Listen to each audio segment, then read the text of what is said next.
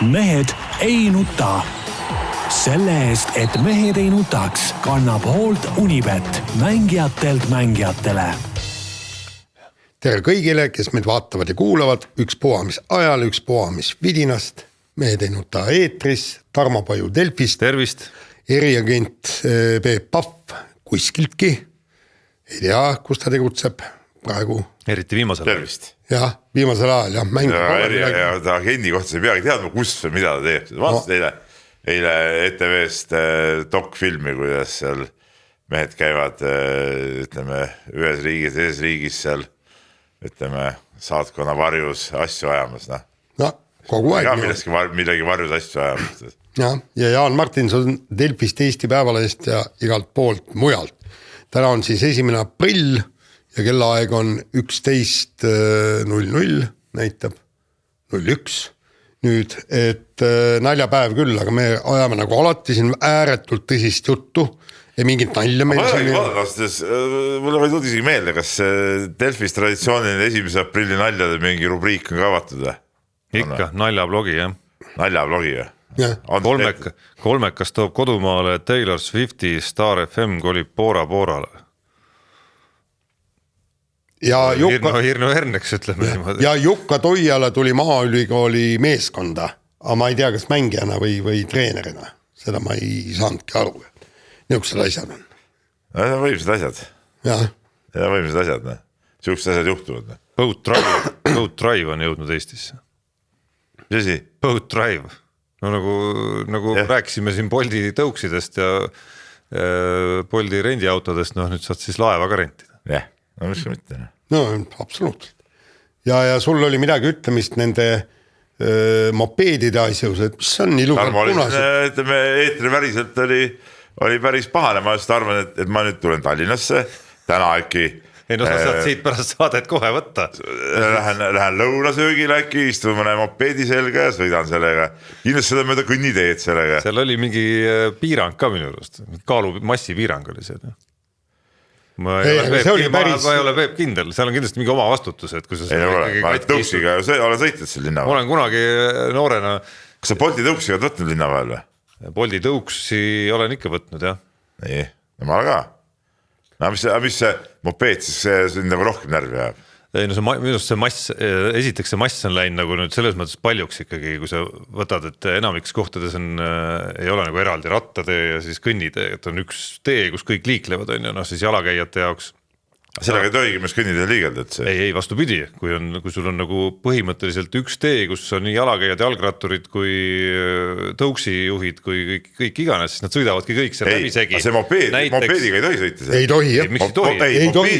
Kuule, ei no, reaalselt sõidavad. No reaalselt, siis pani iga kord jalaga kui sõita. Reaalselt nii see käibki ja kui sa võtad, ma räägin nüüd Tallinna lähiringist ka veel, siis seal ongi põhimõtteliselt üks suhteliselt korralik kõnnitöö küll on, aga seal sõidavad ju kõik tõuksid, nüüd siis mopeedid, jalgrattad, jalakäijad, rullitajad ja nii edasi. Jaa, aga Peep, sõiduteel, kui sul niukene 25 kilti tunni sees kakerdab. See teine asi, ma lihtsalt räägin, mis on nagu siin Tallinnast ette omale mingid imelikke asju.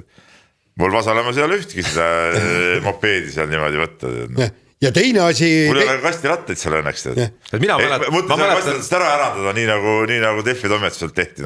Mina mäletan, et lapsepõlvest mäletan, just meenutasin siin toimetuses vanu aegu noorematele.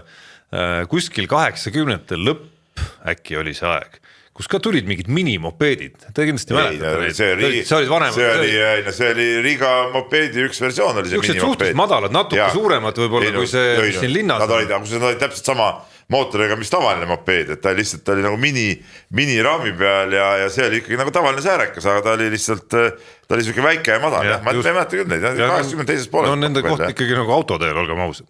Ei, no see oligi, mopeed muuseas, see omaaegs nõudeks mopeedid olid kahekäigulised. Ja teine asi, mis mind häirib, on muidugi selle mopeedide juures, kui nad võivad nii-öelda autoteedel liigelda kõik nii ja siis või mingisugune suvaline jors, kellel pole mingit autojuhilube, mingit teadmisi liiklusreeglitest, asjadest ja lihtsalt tuleb sinna sõeluma autode vahele. No aga teeme siis ka, et autoga võib ka sõita ilma lubadeta. Mis vahe selles on? Tegelikult, on ju? no aga sa võidki. no jah, ega load ei sõida. Muidugi on teinud ja ega kuniks sa vahele ei jää, mitte midagi juhtu, võid sõita küll. Ja sest load ei sõida. Ja load ei sõida, et selles suhtes küll minu arust ei ole mingit vahet. Mida see üldse, teetakse üldse autoload ära kaotada, mis point see üldse on? Mis vahet selles on kokku üldse? Arvad, jah? No, ei, no jaa, nii, aga mõtle, mitu korda sind on viimase aasta jooksul kinni peetud ja lube kontrollitud. No? Mitte ühtegi. No nii. Aga kui sul nüüd ei olekski lube, mis siis oleks juhtunud? Ja kusjuures see mulle täitsa tööga seonduvalt ühe eksperimenteerisime seal ja katsetasime seal ühte vidinat artiklite juures ja siis sattusin lugema üks koht, kus seda siis, no see oli tähtis isegi, ühesõnaga sattus ette artikkel Eesti Naise portaalist, see oli mingi naine oli kirjutanud lugejakirja, mille sisu oli just täpselt see, mida sa kirjeldad siin praegu, ehk siis tema mure seisnes selles, et mees oli suhte algfaasis kuidagi nagu ära petnud, ikkagi nagu vahel autoga sõitnud, on ju, ja siis praktikas hakkas aina enam kõrvale hiilima sellest autojuhtimisest ja lõpuks selgus, et tal pole lube ja ta keeldus 40-ndates eluaastates ka sinna noortega koos autokooli minemas, võt selline murekiri oli. Näed, kui see päris on, et siis sinu teooria täitsa elab praktikas ka. Ei no elabki, no aga kokkuvõttes ei ole ju vaja neid lube, ei ole vaja. Sa saad ju, meil on vaja, kui me käime, Jaan, vaata käime rallil välismaal, eks ole, siis meil oli see autorendis on see lube vaja, siis ma saan aru. Aga mujal kuskil lube vaja ei lähe. Ja teine asi oli ju see, tähendab, ma ei tea, kuidas praegu need asjad käivad, eks. Käisin autokooli läbi, põhimõtteliselt sõidueksam oli ümber politseipargi oli sõita, seal oli see Kungla hotell veel, eks. Kungla hotelli eest ümber politseipargi, siin mõned pöörded ja vasakpöörded tagasi, kõik load käes. Täna on ikka oluliselt. Ei, oota. Ma ei tea, ma sõitsin Silliga kuskil Lasnamäe, ma ei tea ükski pööret, ma sõitsin lihtsalt minu kord ei sõitis see rooli tee peale, siis sirge tee peal mingisugune 2 kilomeetrit ja öeldi, et kõik korras. Nii, okei. Enne tuli Žiguliga tuli teha platsi peal siis see vigur sõitjad, aga ma polnud mitte kunagi Žiguliga varem sõitnud, ma olin tagurpidi käiku sisse, seal oli see kang tuli alla vajutada, tagurpidi käik läks sisse. Nii, aga siis oligi tegelikult, ühesõnaga mul seda nii-öelda liikluses sõitmise oskust oli väga vähe, eks nüüd see autokooliga seal, ma ei tea, 2-3 korda võib-olla käisime nii ja siis kui ma auto ostsin ja siis oligi niimoodi, et anti võitmed kätte nii, pane minema mees ja siis istusin sinna autosse, mõtlesin, mis ma nüüd teen on, eks. Nii, kusjuures õnneks midagi ei juhtunud, aga esimene asi oli kohe see laiuse tunnetust ei olnud, ma oleks rahulikult seal pargitud autol peeglid kõik maa sõitnud, aga õnneks sain ja midagi, sain hakkama, alguses oli niisugune kahtlane ja ebamugav, aga mis kuu aja pärast oli asi käpas ja kõik korras, et ei ole vaja teha neid mingid sõidueksameid mingid meeletud, saab hakkama küll. Nii, kuulge, läheme nüüd spordi juurde, aega kulub.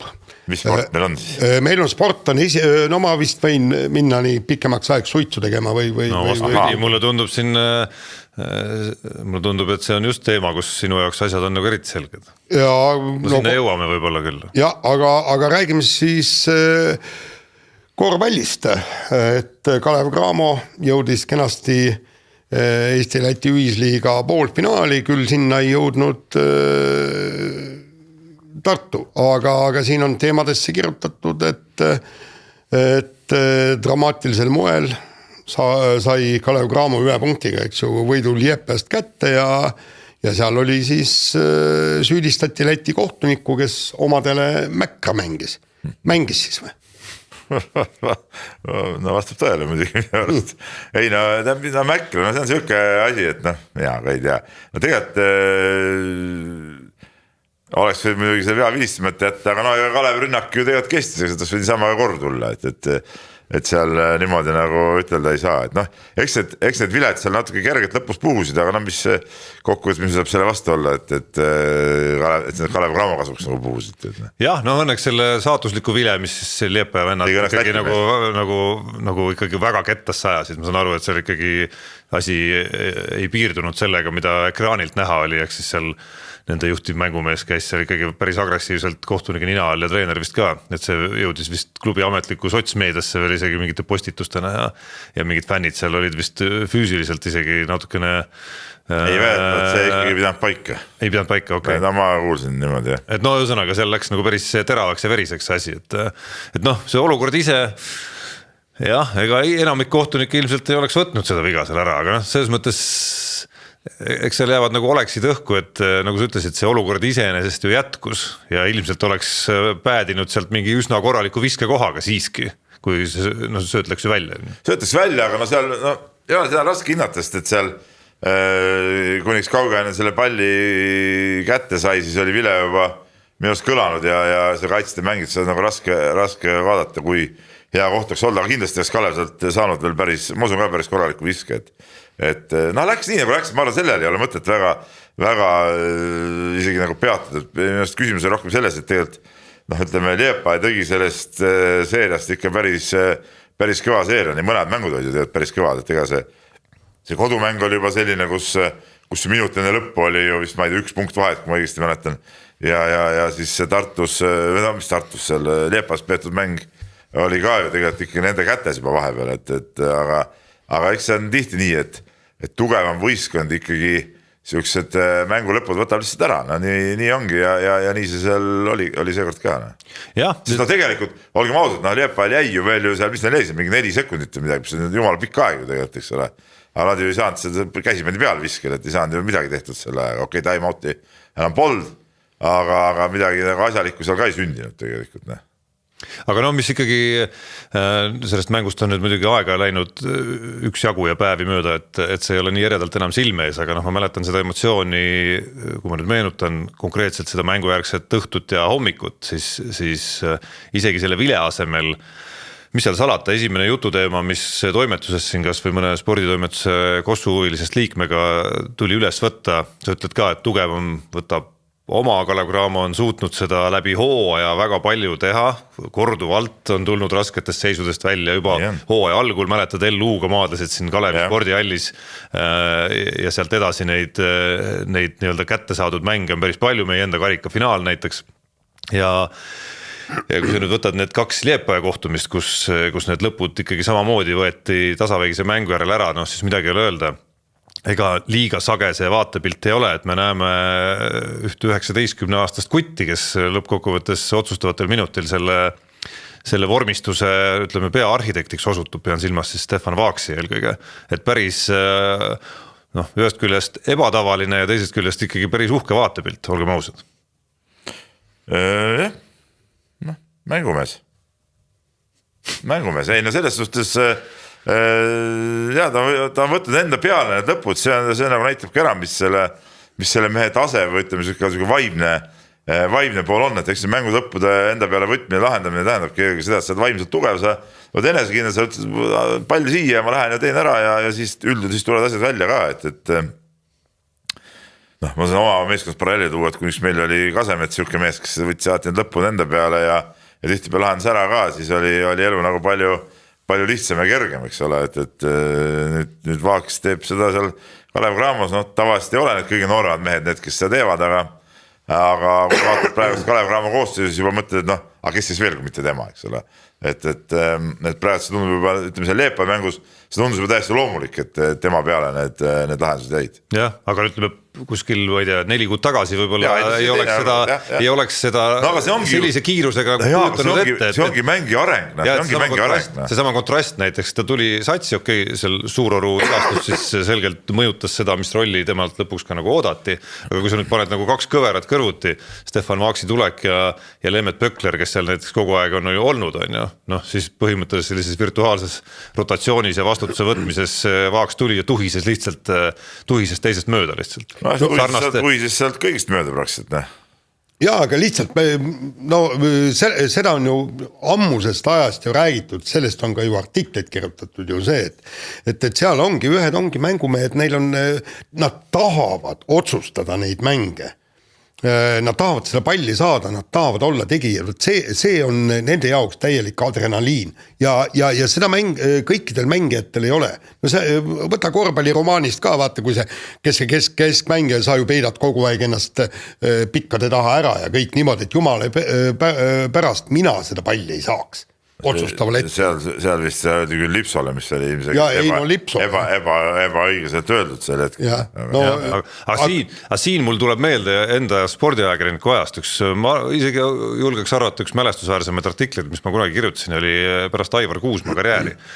Ja seal oli üks koht, kus siis Heino Rebane, Aivar Kuusma kunagine ammune noortetreener, meenutas ühte stseeni, kus Aivar Kuusma oli siis Riias armees veel, ta ei olnud veel tagasi tulnud seal, kas oli mingi aeg oli tal jäänud veel teenida seal ja kuidas nad olid jalutanud, siis mingil hetkel seal ja siis Kuusma oli öelnud talle, et oi kurat, kui ma tulen sealt armeest nüüd tagasi Kalevisse, et siis ma need Reigamid ja Toomistid ja kes iganes tal seal nii-öelda demo positsioonil seal kohti kinni hoidsid tol hetkel veel, et siis ma tulen raiskab need vennad ma surun sealt pingil ära ja noh, me teame, et nii see käiski põhimõtteliselt. Ja täpselt sama ju Jaak Salumets rääkis ka, kui ta noore poisina Kalevi pingile tuli. Ütles, ma ei tulnud siia pingile istuma, lihtsalt ma pidin kogu selles olelusvõitluses kõik need nii-öelda teised mehed üle mängima, kui ma tahtsin saada platsile. Ja täpselt nii see ongi. Aga noh, vaadates, et need võidud tulevad ikkagi päris palju üle noatera, et noh, ei tule nagu sellega, et sul on viimaseks minutiks +10 nagu ees, et siis nüüd siit edasi vaadates Riia Selli peaks, noh, olgem ausad, olema ikkagi kraad kangem vastane Kalev Cramole poolfinaalis, kui seda Liepaja on või kuidas sinu tunnetus on, Peep? No ta on jah, kindlasti ta on seast olnud ju tugevam, et ja eriti kodus mängides nad on väga kõvad olnud. Samas võib-olla mingid üüratud tasemevahet ma Selli ja Leepa vahel ka ei näe nagu, et tegelikult Leepa mängis küll võib-olla ebastabiilsemalt, aga ka ikkagi Leepa oli see jõuak päris hea tegelikult, et ma arvan, et Cramo võiks Selli vastu olla ikkagi soosik selles seerias, aga kindlasti see ei tule lihtne seeria ja noh, seal ütleme Riias on seal Sellit nüüd ikka väga raske võita, see on nagu selge, kuigi ütleme, et selle huvitav, et see Tartuga seeriat, me vist Tartu mängu juurde kohe jõuame, eks ole, et nad seal esimese mängu tegid küll jõudemonstratsiooni ja kahes järgmises mängus olid ikka suht hädas tegelikult, et noh, seal on ka, tekivad mingitel meestel võib-olla mingid võidukrambid nagu peale, kes ei ole varem sellises olukorras olnud, ütleme, ja neid võite pidanud nagu vormistama. No aga kui Tartu juurde läksime, siis oled sa oma treeneri karjäärist kogenud mingisugust sarnast kollapsi nagu Tartu selle Liepaja mängu lõpus. Ma kujutan ette noorteklassides muidugi jah, ei ole Selli mängu lõpus. Tähendab Selli mängu ja otsustava mängu lõpus siis, et no okei, kuskil noorteklassides võib-olla tõesti, aga noh, mis ta oli siis 4 palli kaotust 49 sekundiga, neist 2 viimast ikkagi no absurdsed mõnes mõttes ikkagi. Noh, muidugi olen kogenud, miks ei ole siis, et see loojalgi on neid mängu lõpu sellised kollapseid olnud küll, kus oled ees ja pole viimased paar minutit punnigi saanud ja vastane tuleb, võidab ära mingi 1 või 2 punktiga. Et ma ei tea, kas üldse midagi teha saab sel hetkel, mis teha saad siis, nagu ütleme, sul näiteks time-out ei ole, oletame näiteks, time-out ei ole enam, mees teeb palli kaotuse, teeb teisena, ma ei tea, üritad mingi vahetusega seal, samas sa ikkagi usaldad, kui mees on nagu hea mees ju tegelikult, siis sa ikka nagu usaldad teda veel, siis tuleb seal mingi teine mees teeb, kogenud mees teeb, söödab auti, mis sa siis teha saad, siis ongi nii. No ütleme, et see meeldejäävam osa kindlasti ei olnud see, ütleme, üks oli katteviga nendest 4, on ju, teine oli see flood või flood, ma ei tea, kuidas iganes see õige hääldus nüüd on, põrgats auti põhimõtteliselt, seal tegi vale otsuse ja noh, siis tulid need 2 Henry oma korvi all pärast pallimängu panemist tulnud pallikaotused, kus pall oli käest ära ja tuli Paasoja see autisööt veel. Jah, õige, Paasoja autisööt ka, nii et ma lugesin siit sain 5 see auti põrgatamine ja see Henry see palli päästmine oma korvi alla oli ju üks olukord vist, kui ma nüüd ei, vist pikem ajavahemik oli, kus tuleb 5 palli kaotust kokku lihtsalt on ju kogu lugu. Et mõnes mõttes, kui sa võtad need 2 kõige meeldejäävamat, ehk siis need Henry palli kaotused oma korvi all, millest ühest tuli otse korv ka vastu, et siis need ei olnud nagu selle mängu mustrist ju nagu liiga väljas, Tartul oli siis sellise kaitsesurve vastu ka palli mängu panekuga läbi mängu tegelikult raskusi, seal mingitel hetkedel ju Lips käis abis palli üle toomas näiteks, et need ei olnud nagu maailma kõige ebaloogilisemad äpardused, mis seal juhtusid, see, et Henry pidi üldse appi tulema sinna palli üle tooma, oli nagu märk sellest, et seal kuidagi olid pidanud treenerid leiutama midagi, et see palli üle toomine kindlam oleks, et kas see nüüd see ideaalne lahendus sattus seal nendes lõpuolukordades, ilmselgelt ei sattunud, aga tagantjärgi on muidugi lihtne seda siis targutada sellisel moel, aga jube kahju muidugi, selles mõttes jube kahju, et see Eesti klubi koss oli saanud siin korraliku nii-öelda pistuleisi. Korras tundus, et see võit on juba praktiliselt käes. See tundus nagu käes on ju,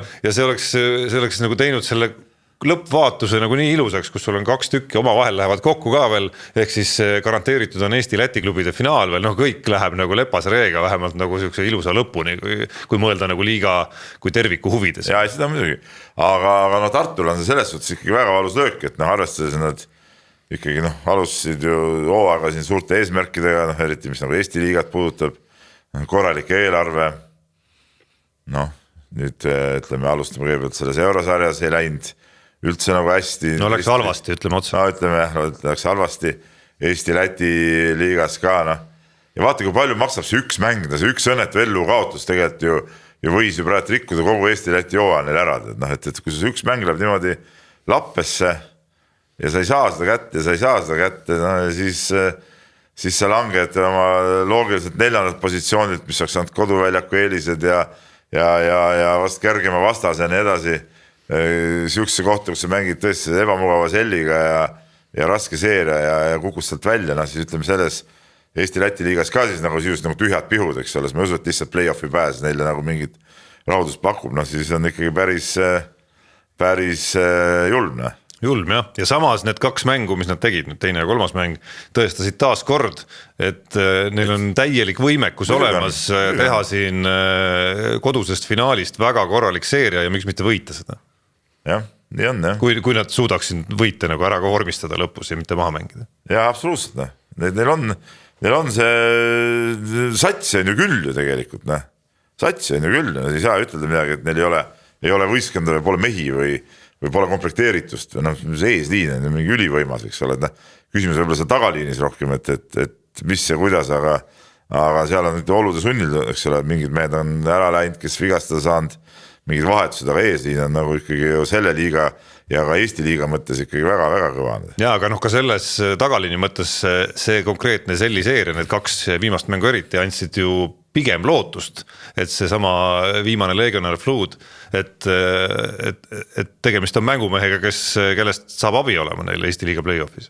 No võiks olla, jah. Et siin tema rahvus minu arust natuke ebaõiglaselt palju tekitas tema suunas juba esimeste mängude järel sellist, et mis naljamees umbes see on. Tegelikult tema eelmiste aastate statistikat vaadata seal ma pakuks, et potentsiaali nagu pidanukski ja peakski nagu olema. Ja, mis see rahvuseks, see ei puutu üldse, et kuidas me mängib, see on nagu oluline.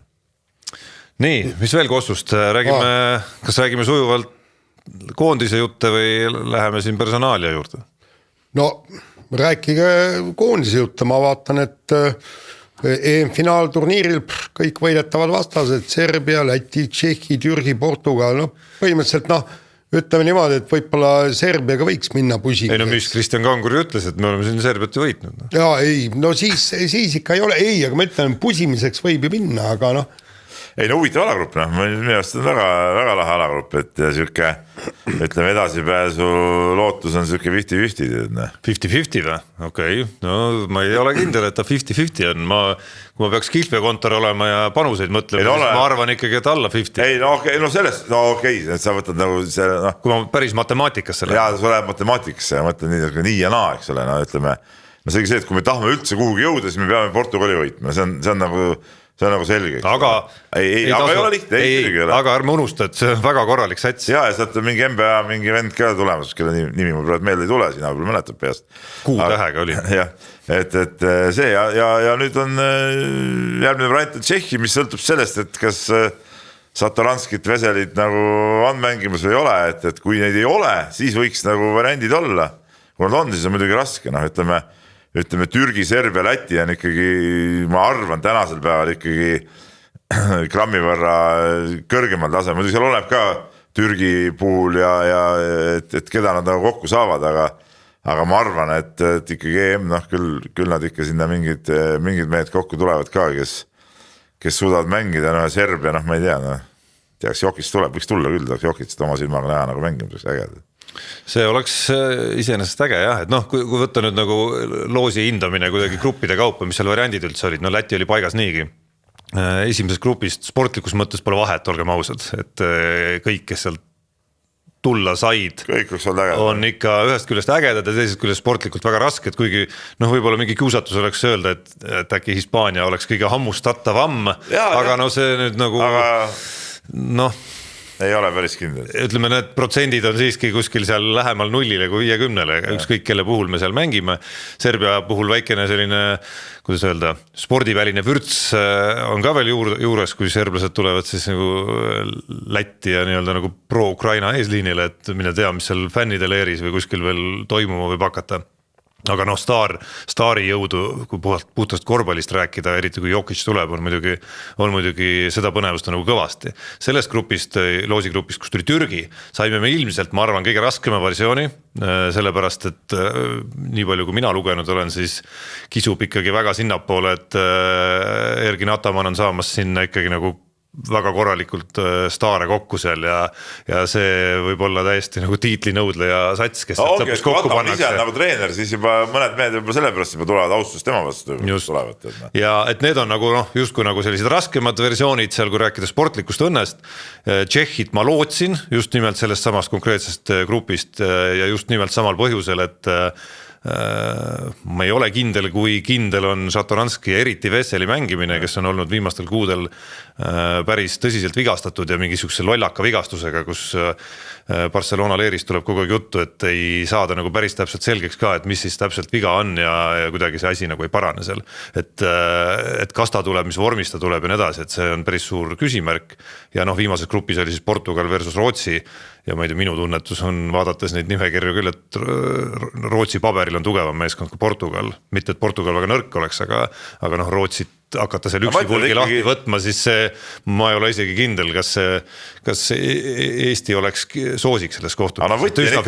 Võtja on ikkagi Portugal-Tšehhi mängud on võtmed nagu, see on nagu selge. Ilmselgelt, ja Läti on ka just kui tundub paberil, et ei ole nagu siis seal kuskil Serbia liigas on ju, samas mängib kodus, kui tulevad kokku, kui Borzingis ka kohale tuleb, siis alles ma vaatasin eelmisel nädalal, kommenteerisin Fenerbahce mängu, kus neil oli siis Artur Šagarsi näol mängujuht, kes Euroliigas mängib 15 minutit mängus keskmiselt per hooaeg. Ja siis hakkad neid tükke kokku panema, Roland Schmitzid ja asjad ja siis saad aru, et okei, siin on Läti natukene paberil on vähemalt täna natuke teisel levelil, aga see ei tähenda, et ühegi vastu ei võiks mängida ja edu püüda. Nii, aga personaaliast ka. Me rääkisime Stefan Vaksist siin eelmisel nädalal, siis tuli uudis, et ookeani taha minek. On see mõistlik? On see mõistlik?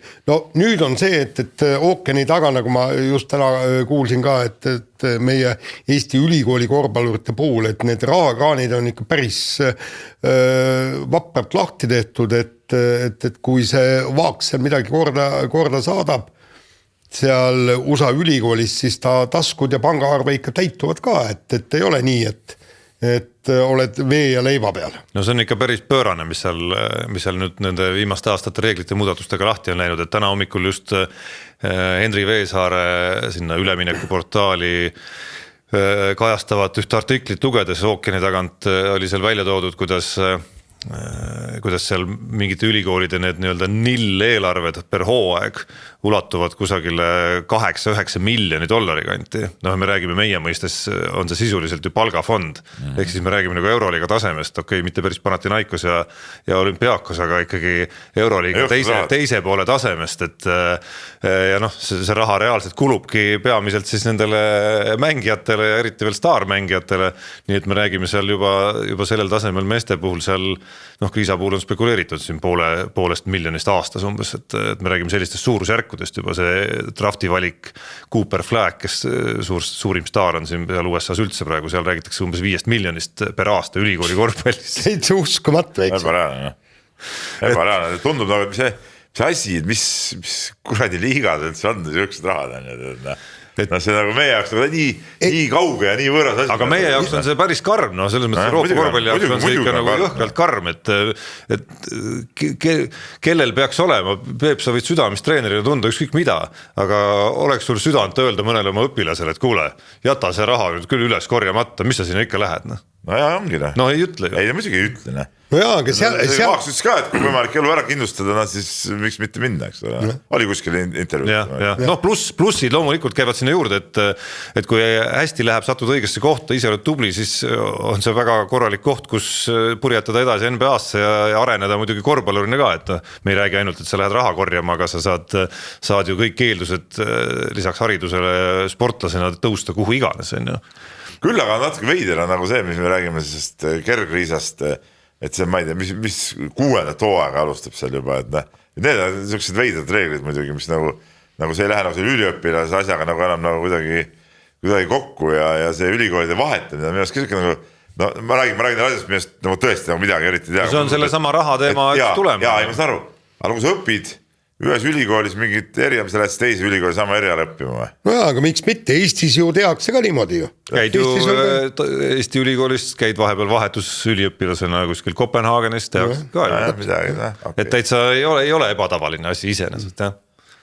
Et jah, Kerri puhul on nüüd see case, kus kokku on saanud see nii-öelda COVID-i lisareegel ja nüüd siis see vigastuse reegel, mis annab talle 6. aasta põhimõtteliselt ja tõesti huvitav, et aga selle puhul vahetab veel kord siis ülikooli, et tänane värske uudis on siis Henri Veesare puhul sama, noh, mis on teistpidi huvitav kaasus, et mis teda viis siis lõpuks selleni, et olles töötanud läbi siin õiseid materjale kuskilt Twitteri rindelt ja vaadates otsa, mida seal siis räägitakse, no siis isegi nii palju ei räägita tema puhul raha poolest, kui natukene ka sellest, et huvitav, mis ta roll oleks järgmisel hooajal olnud, kui see leedukas, kelle vigastus talle üldse siis tekitas tänavusel hooajal konkreetselt selle treeneri all selle võimaluse, et kui see tagasi tuleb, et mismoodi see tema nii-öelda rollile ja aktsiatele järgmisel hooajal üldse nagu mõjuda võiks. Et seal mingid sellised faktorid on Henri Veesare puhul ka veel omajagu arutlusel.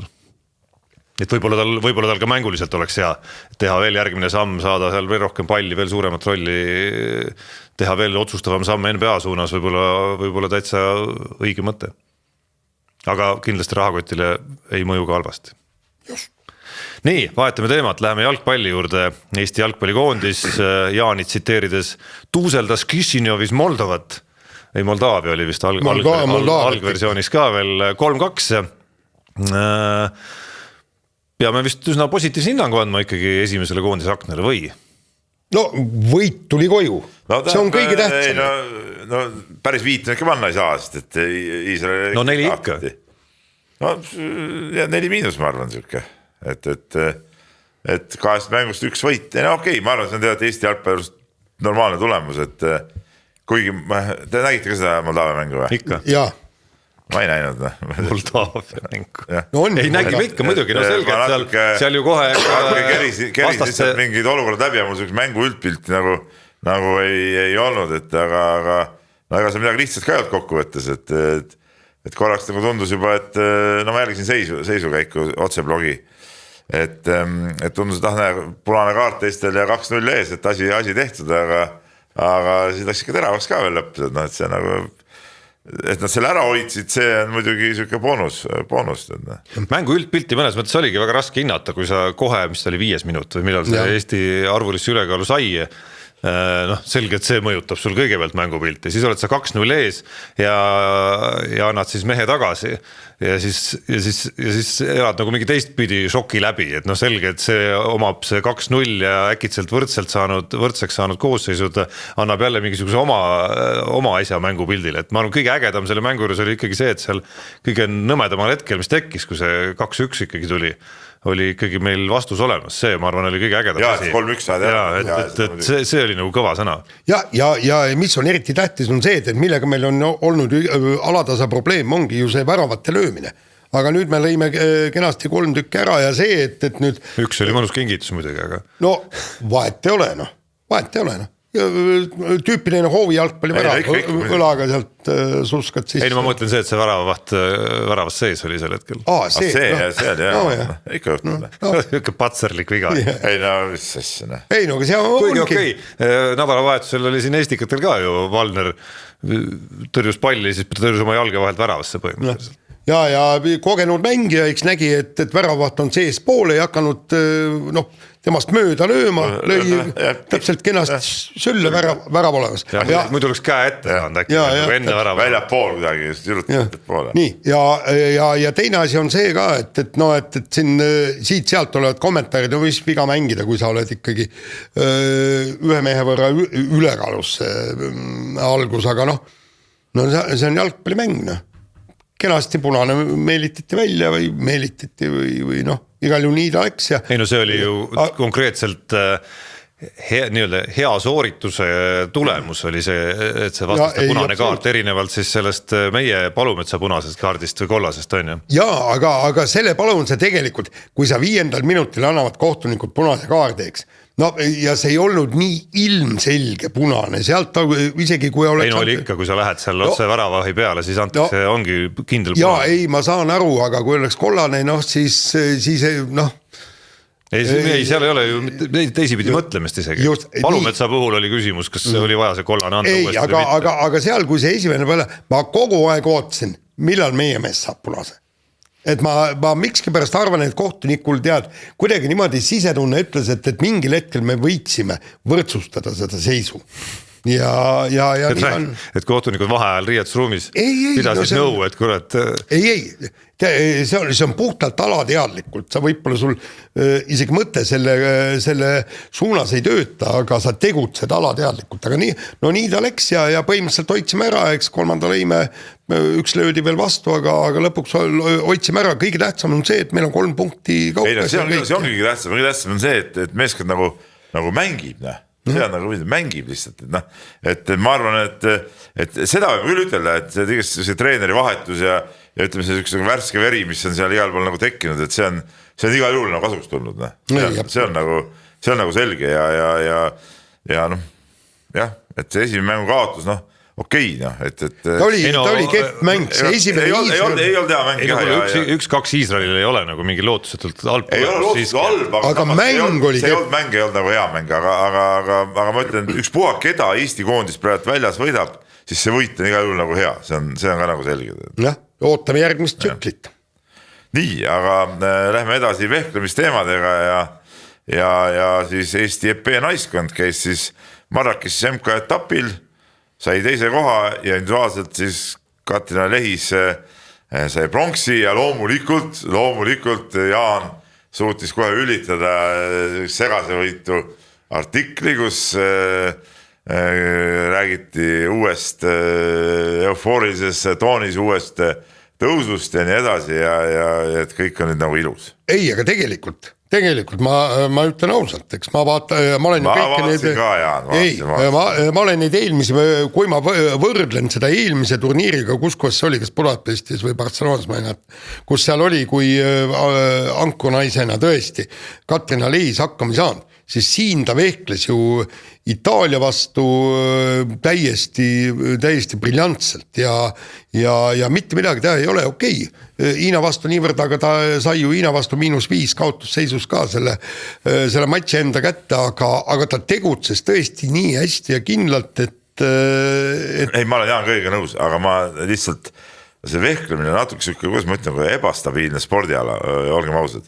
Ja sellepärast ma nagu mingeid suuri järeldusi siin mingi ühest turniirist teha ei saa, see lehis oli väga hea, noh, individuaalne pronks, see, kuidas naiskonnas vehkles, kõik see oli timm, aga ma ütlen, et elu on näidanud, et need vehklejatel need tulemused hirmsasti kõiguvad, kuna seal on väga palju neid, kes võivad võita ja ala on ka selline, kus ma saan aru ikkagi see siuke kaotuse ja võidu võimalus on, ütleme, nõrgema tugeva vahel on nagu võrdsem kui mõnel teisel spordialal. Peep, vaata siin, kui see nii-öelda ankonaine, kes on vaimselt valmis ja võimeline vastutust enda peale võtma, saab ühel hetkel ennast jooksma, siis ta jookseb hästi pikalt, ta jookseb maratoni.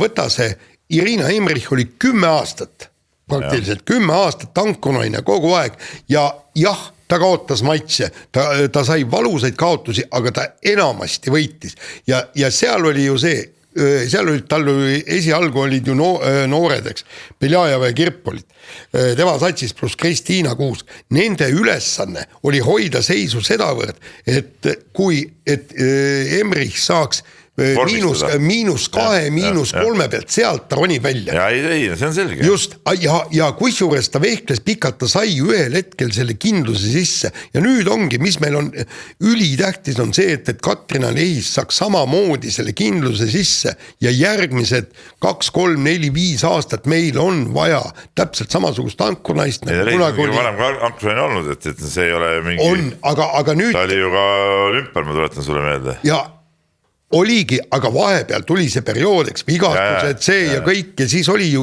selle hooaja kahes esimeses turniiril oli Julia Beljajeval ju ankonaine. Aga kuidas sa ütles praegu, et Beljajeval oli vist mingi häda ka vist mingi oli selgiga kael oli seal või selge kael, jah. Aga et kas nüüd on see optimaalne koos siis saavutatud ja praegu Kirpu nagu ei olnud nagu et meil nagu võiks ju veel nagu olla seal sisemist konkurentsi ka ju tegelikult. Ja no tal oli pikk periood, et ta oli tervisega vist probleemi igal juhul, ta ei võistelnud, noh ta ei ole veel vormi jõudnud, Kristiina Kuusel on ka terviseprobleemideks, et teda kohal ei olnud ja praegu ongi tegelikult Eesti vehklemises on ääretult apuseis.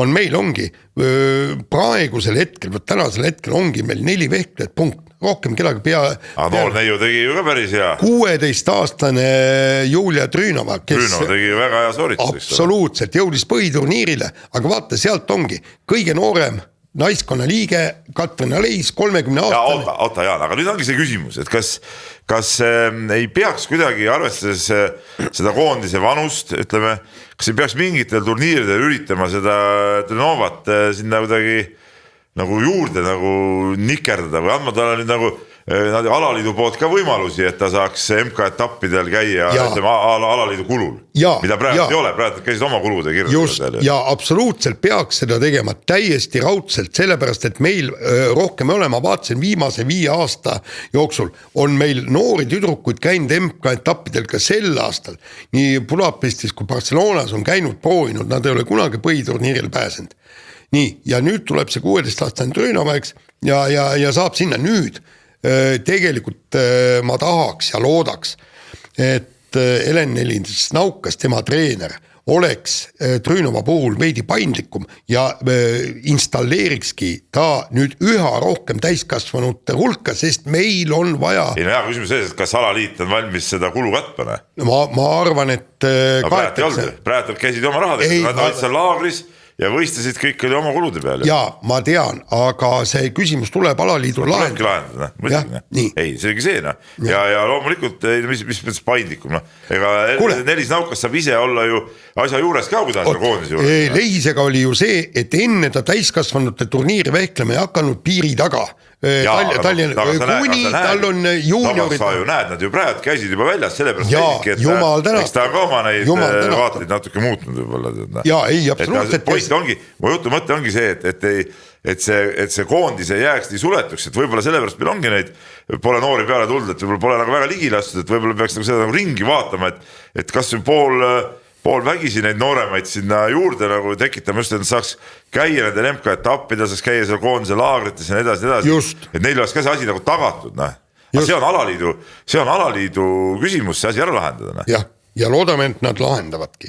Nii, võtame järgmise teema, räägime iluuisutamise MM-ist ja Niina Petrõkina ajaloolise kõrge koha sai Eestile. Eelmisel MM-il oli 9, nüüd uisutas välja 8. koha.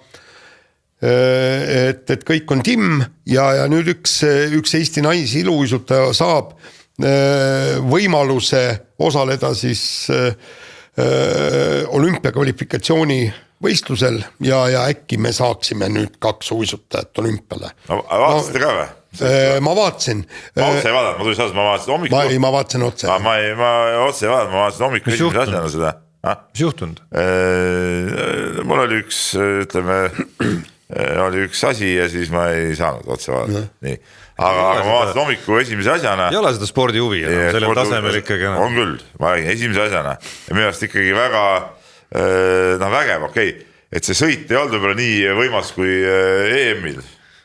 Juhtmed kukkusid kuskilt ära. Et nii võimas kui võib-olla EM-il, aga ikkagi MM-il tõusta selle vaba kavaga 8. Siuksel alal olla MM-il 8.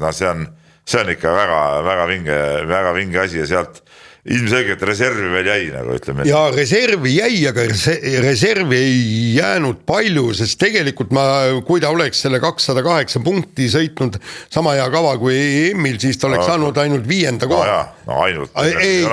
Ei, aga tema tase on juba selline, et vaikselt, vanust ka vähe ju, et vaikselt võiks hakata hiilima nende medalite suur. Ei, muidugi võiks ja praegu, vaata seal eks seal mitte Kleebova käis see pühapäevases spordisaates ja tegelikult ta rääkis õigit juttu, mis on nagu selgelt ju näha ka, et selles lühikavas on vaja juurde saada, lühikavas on vaja kõvasti juurde panna, et seal ta annab nii palju ära. No seal ta andis pronksi võitjale andis ära 18,5 punkti. Ma räägin, et seal ütleme see 10 punkti on vaja vähemalt juurde saada sealt. Ja seda küll, aga teisalt jälle tema treener Svetlana Varnavskaja enne MM intervjuus ütles, et see kava praegu on maksimum, mille Petrõkina suudab puhtalt sõita, mis tähendab seda, et järgmisele tasemele astumiseks on ikkagi vaja arengut, suuremaid hüppeid, tehnilisemaid elemente. Tal ongi ju suht tugevad tegelikult, et ta peaks suutma ikkagi seda nagu teha. No kuule, ta on tegelikult, mis ta on 21? 20, jummal, siit on minna küll ja veel. Muidugi minna. Ma räägingi selleks, et tõusta sinna medali piiril on vaja lühikavas 10 punkti umbes juurde saada. Ja pluss ikkagi veidi tehnilisemaks ka. Ja need hüpped ikkagi peavad tulema juurde sinna. Aga kui sa vaatad tema uisutamist ja kõike, siis pagan seda materjali, millest medali võite ehitada, seda on, et see on tegelikult võimas. Ma selle vanuse kohta lihtsalt, see protokoll oli lahti lihtsalt siin taustal, et kui ma nüüd võtan esineliku vanused järjest, 19, 24, 19 ja 18 oli esinelik, nii et see 20, aga samas see 20 on noor, aga see ei ole midagi erakordset noor. Jaa, ei ole, aga ütleme, meie sportsid ikka arenevadki tavaliselt niimoodi, sa tead, et seal on ikka vanemaid uisutajaid ka tegelikult. Et selles suhtes, aga see Levko muidugi põrumine see oli ikka jamad. No jaa, aga ütleme noor poiss MM-il minu meelest oli lisapinge see, et tal oli vaja jõuda esikümnesse selleks, et vennale, kui tal teine nii-öelda Eesti tipp ei oleks olnud tal vend, siis tal oleks suht savi, et peaasi, et mina sain olümpiale, kõik on... Ta ei ole mina saanud, see on koht. On küll, või selles mõttes see on koht riigile. Nad peavad hakkama võitlema vahel selle koha eest. Just, aga see, et ma üritan meeletult kõike seda, et me ei peaks nagu nii-öelda võitlust pidama. Ja siis ikka läkski ära, aga tal on kogu hooaeg olnud see kava ja võib-olla on... Seast ei ole nii hea kummagil olnud. Ei ole olnud, jah. Et paraku nii ta on, aga ka nemad on arenemisvõimelised, et vaatame, mis sellest kõigest saab.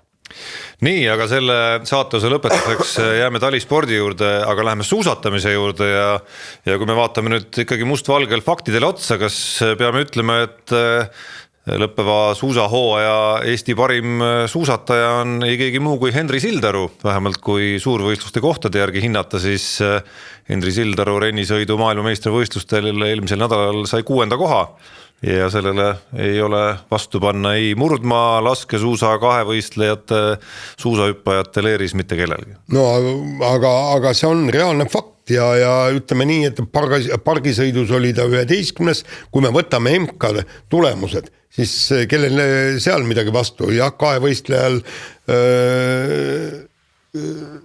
Kristjan Ilvesel on, aga ta oli ju MK-etapil ka 4.8, et mis näitab seda, et vaikselt on ta hiilinud ikkagi sinna täiesti freestyle suusatamise tippu ja nagu see, ma ei tea, kas vaatasid ülekannet ja vaadata. Ja ma nägin esimest laskumist. Jah, aga seal teise laskumise ajal vist siis, kui Henri hakkas sinna, tema katse nagu tuli, siis kommentaatorid ütlesid, et poiss from nowhere, et mitte kuskilt järsku tulnud. Aga ta ongi, ta on üksikuid rennisõiduvõistlusi ainult kaasa teinud ja nüüd näitas ära, mis tase on.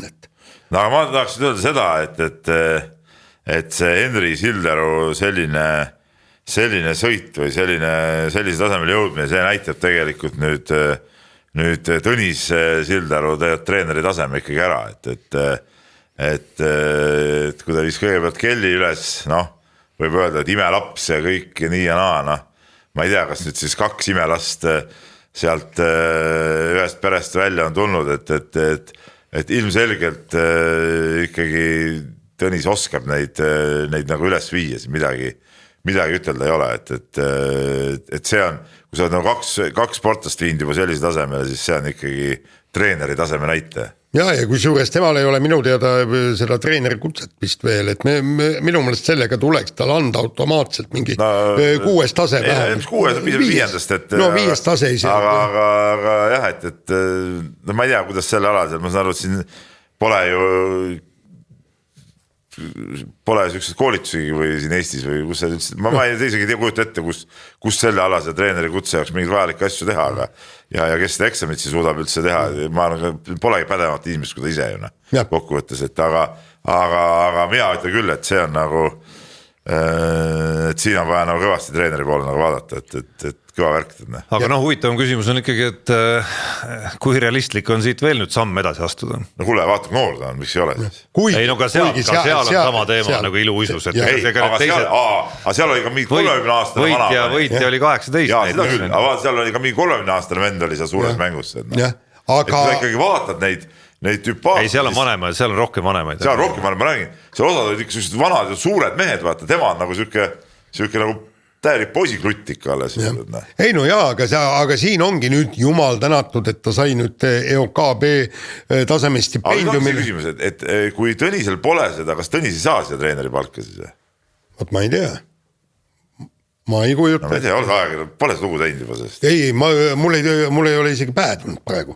See asi. Seda kohe nagu tegema. Okei, aga see nüüd järgmine asi on see, et EOK eelkõige Suusaliit peaks nüüd kõvasti toetust juurde andma, sellepärast, et ta on ju reaalne medali kandidaat. No muidugi on, loomulikult on. Et palju peaks oma põhifookuse praegu suunama, kui ütleme, meil on Ilves, Sildaru, ja siis järgmised tulevad. Ei no meil on ikka suusahüpped ja murdmaasuus ka ikka. No murdmaasuus me teeks sellisel tasemel ei ole ju, mis asja. Me räägime medali kandidast. Me räägime praegu MM-i esi-8-st, kus meil on murdmaasuusate. Ja ei no ma ütlen, suures pildis. Ja suures pildis küll. Ma hommikul rääkisime Jaaniga just toimetus ka. Tuleb panna ikkagi nende peale, kel on lootus praegu. Et suures pildis on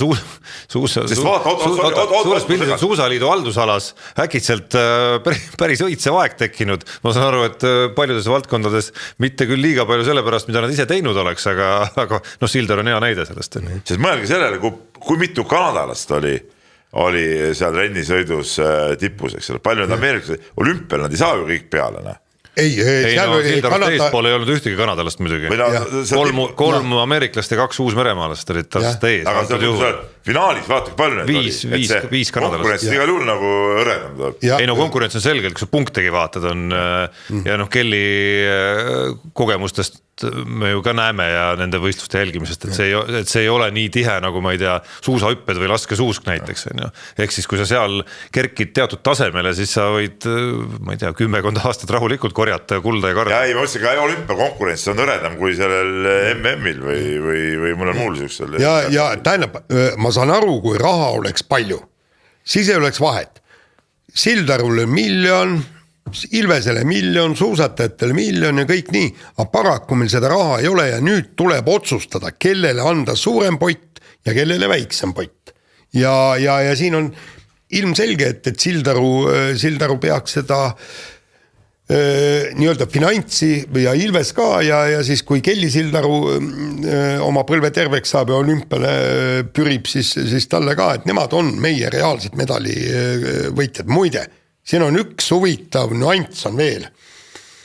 Rääkisin Tõnis Sildaruga ja siis Madissega ja arutasime seda asja, et kas peaks äkki saama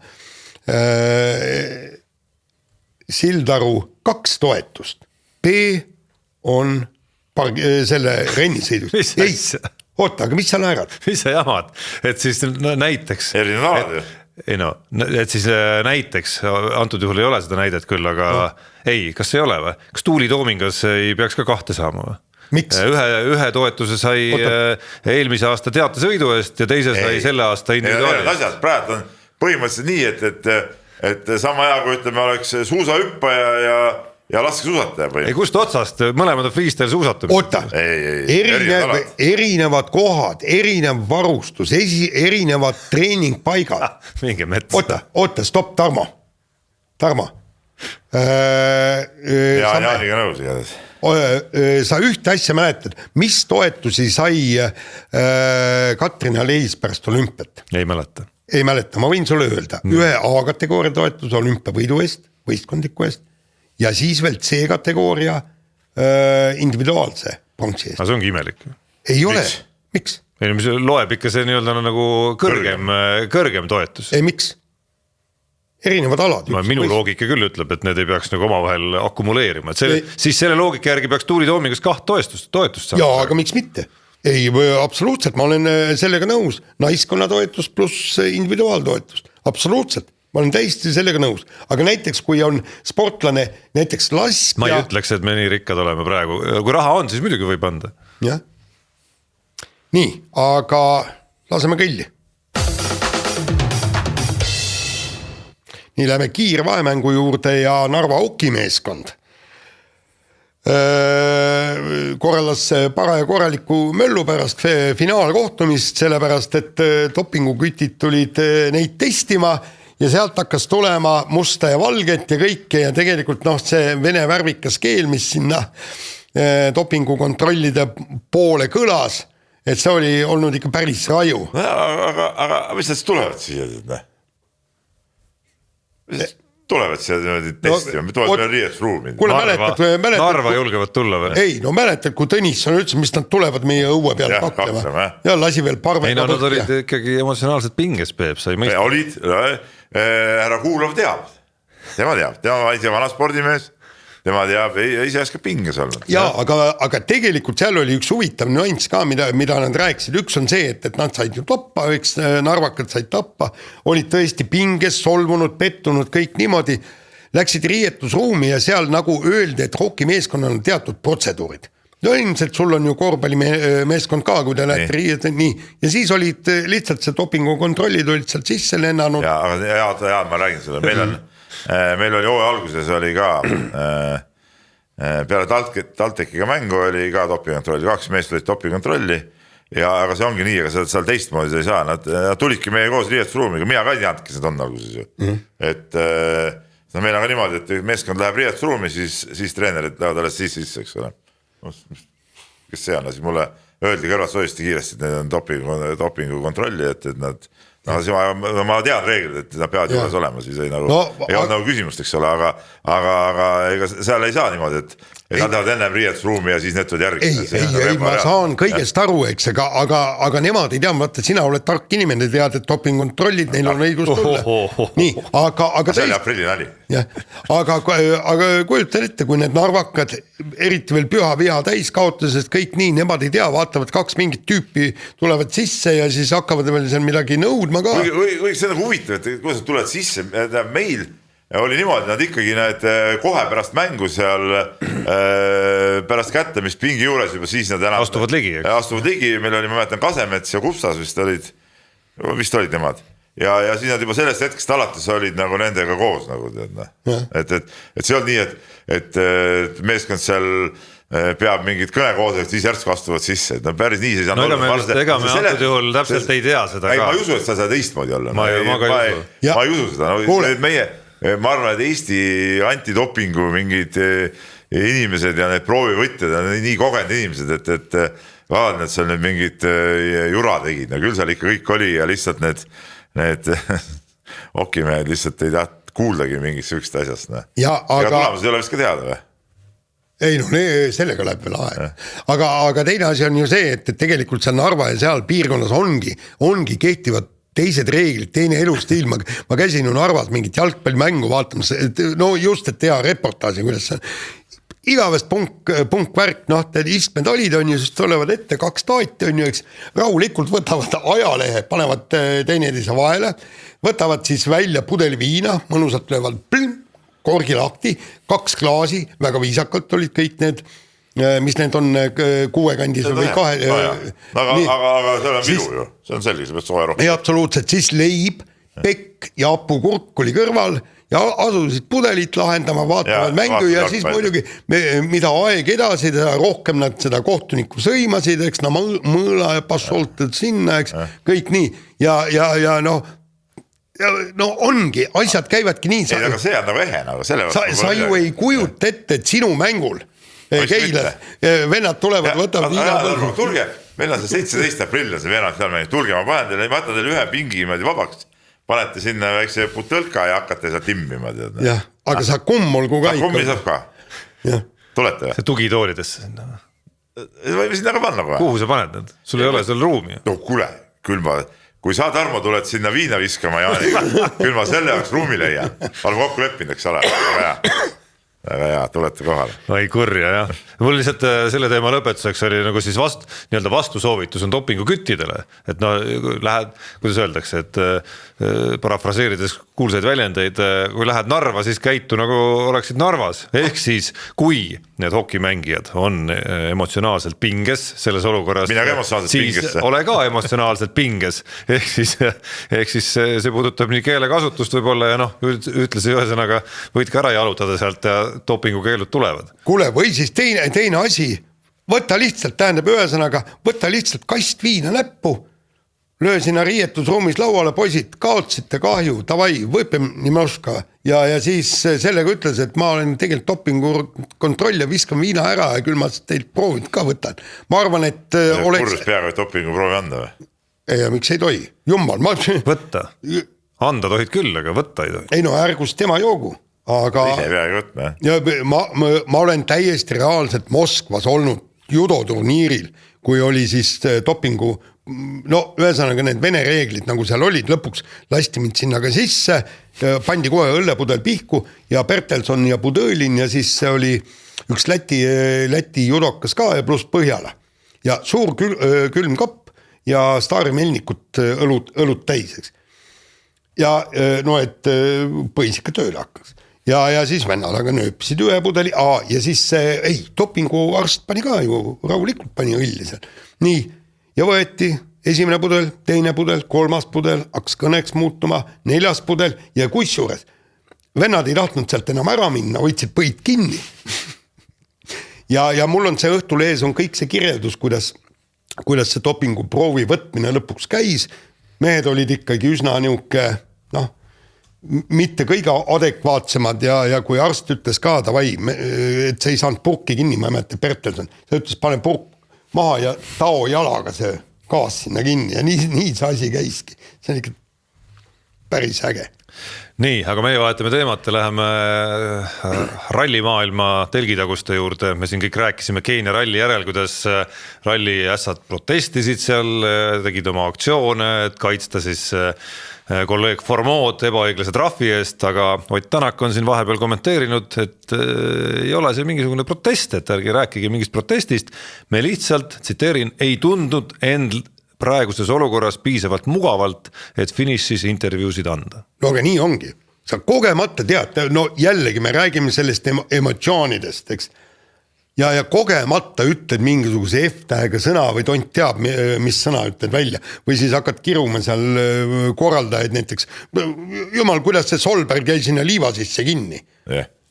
No mis sõnad sealt tulevad? Tähendab, sul on täiesti kiirust. Akadeemilist teksti on palju oodata vist. Nii, ja tõesti, riskide maandamiseks. Okei, oleks seal küsivad trahvi 100 või 500 eurot, isegi 1000 eurot, selle elad üle. Aga sul on kohe 10 tonni trahvi peal. Loomulikult hoiad suu kinni. Sa kujutad ise ette. Meil on saates ka iga niukene paha sõna oleks 10 tonni. Väga ebamugav oleks siin istuda. Ei no olgem ausad, ma mõningaid kuulan päris palju Eesti spordipodcaste ja on neid, kus võiks trahvi kuradeid ja raiskasid, ütleme nagu lihtsamaid asju, neid tuleb ikkagi korralikult, nagu kui siin panna 10 eurot trahv kas või siis korjaksin, ma arvan, hooaja peale 10 000 eurot võibolla kokku täitsa. Okei, need natuke karvasemed tuleb vähem, aga juba seal nagu on näha, et selles formaadis on raske. No võt. Nii, aga ei. Õiguskantsler siis vaagis noorte ja lastespordi probleeme ja üleminekuid ja leidis, et lapsevanemad ei peaks jalgpallis ja ka teistel spordialadel lapse klubivahetust kinni maksma. Aga ma ei tea, see korvpallis on küll niimoodi, et kui näiteks üks laps läheb ühest klubist teise, siis maksab ikkagi selle ülemineku tasu, maksab see klubi, kuhu ta tuleb või kasvataja raha. Just. Summad ei ole nii suured seal iseenesest, mingi seal võib oleneb lapsest ulatuda seal mõne 100 euroni, võib-olla natuke rohkem mõnikord, aga see vähemalt mina ei ole küll kokku puutunud sellega, et lapsevanem peaks seda maksma. No, aga seal jalgpallis olid peab siis nendel juhtudel, ma saan aru, kui klubid omavahel kokkuleppele ei saa, et klubi ei ole nõus näiteks maksma. Ei, kas see, ma ei saanudki aru, kas jalgpallis ei ole neid kindlaid tariife või? Ei, tariifid on, aga klubi ütleb, et meil ei ole raha ja kui laps tahab üle tulla, siis maks kui ise see. Üle tulla, kas klubi ise tahab, et ta tuleks? Ei, klubi tahab ka. Küll, aga raha ei ole nõus maksma. Ja siis laps on seal limbos kuskil kinni, tihtilugu tema arengule võib-olla oleks parem isegi see liigutus teha näiteks ja nüüd jääb. See on lahendamatu olukord tegelikult ja selles suhtes, et kui lapsevanem ei taha maksta, kui tal ei ole raha, kuus klubi ütleb, et tal ka raha ei ole, siis on olukord lahendamatu, siis saaks minna. No, aga lapsevanem lähebki ja võtab siis kuskilt mingit laenu. Aga see on ju siis ta enda soov, eks ole, et ega siis ma ei tea, minu arust ei peaks neid sellises küsimuses nagu siin mingid, ma ei tea, õiguskantslerid ja mingid asjad, see ei ole nagu, see on jura tegelikult.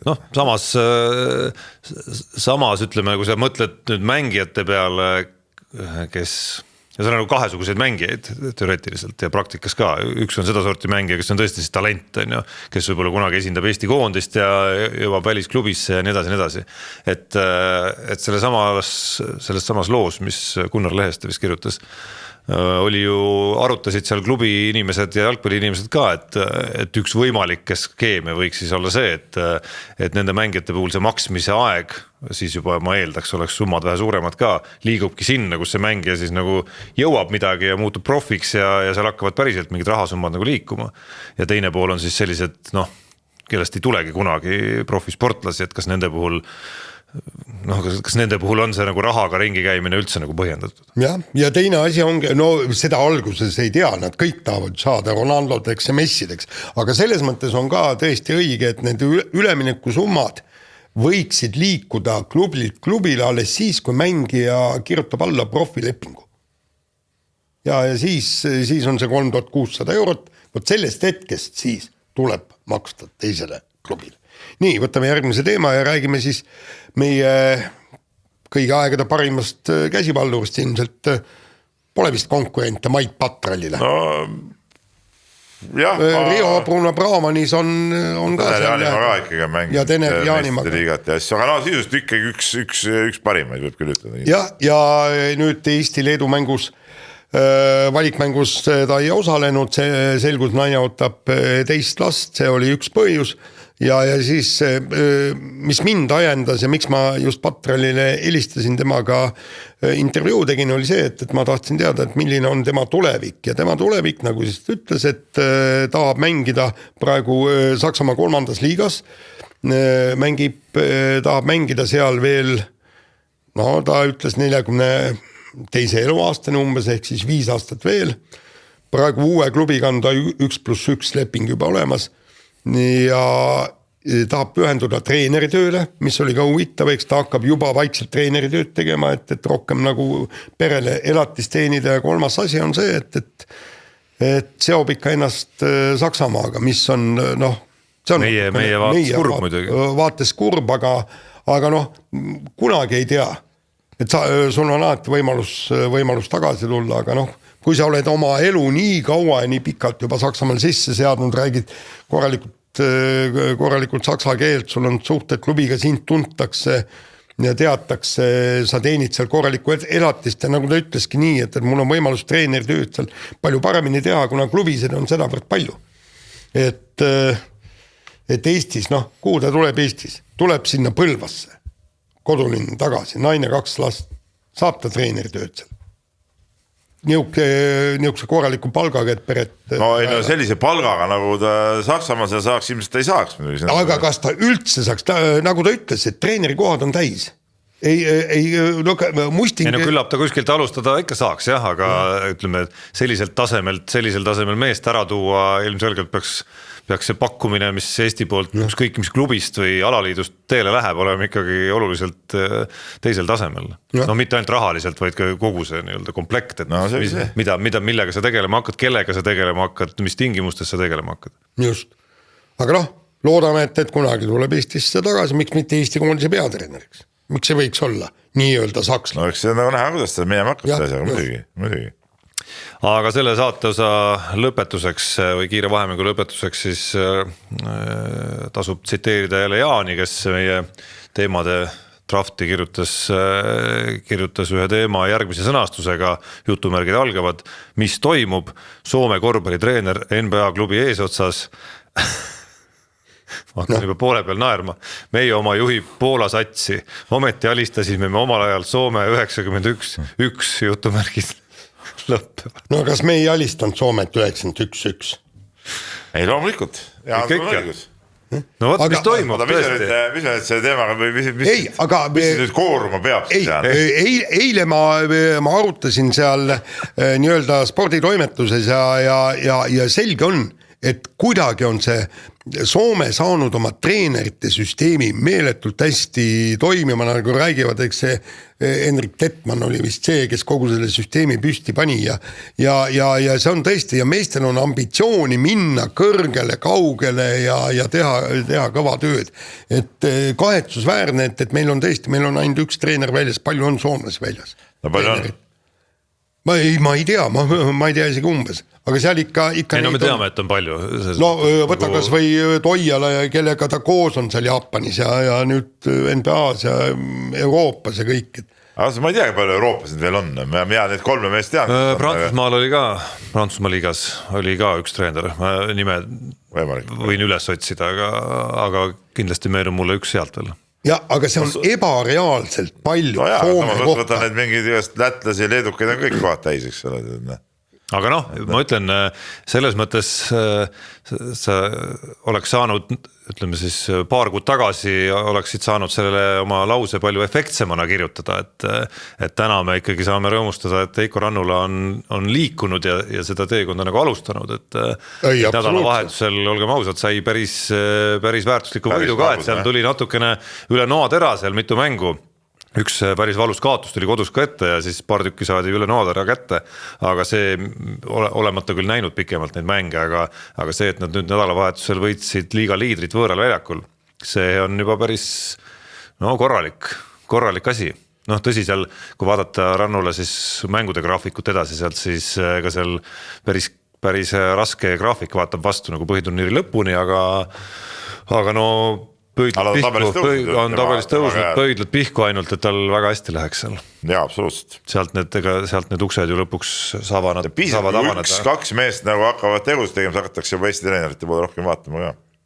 Just, nii, aga siia saatuse lõppu veel toome nädala numbriks ühe sellise numbri nagu 227,5 meetrit, Arti Aigro püstitatud Eesti rekord Plaanitsa lennumäel.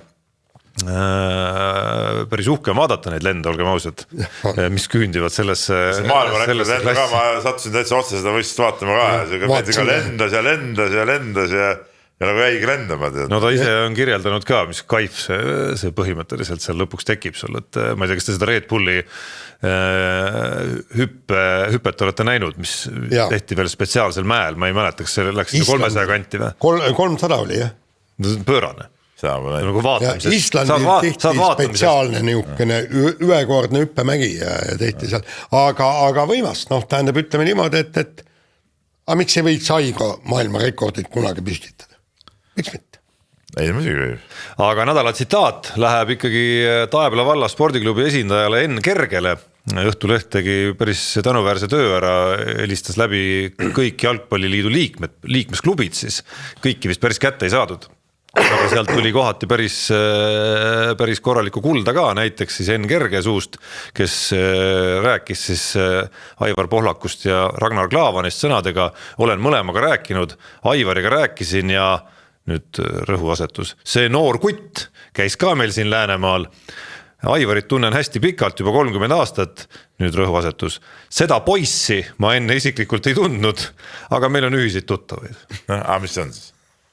No aga mõtle, kui sa paned nagu Aivar Pohlaku ja Ragnar Klavani kõrvuti, siis Aivar Pohlak ongi Pohlak ja Ragnar Klavan on noor kutt tema kõrval ju.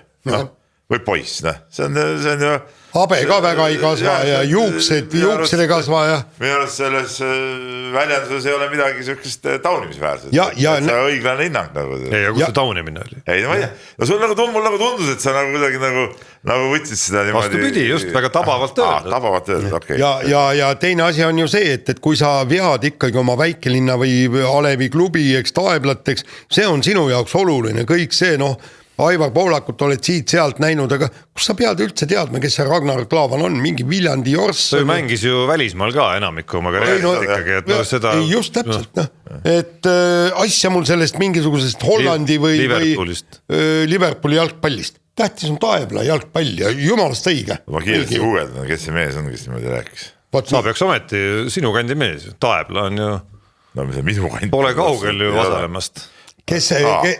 Ta on Reformierakonna mees, ma vaatan, 2021 osalenud kohalike omavalitsuse valimistel. No siis on õige mees. Muide, kes on Taeblast Anju Peep. Mis mõttes? Siis on õige mees ju, kui Reformi mees on. Ei, loomulikult, kus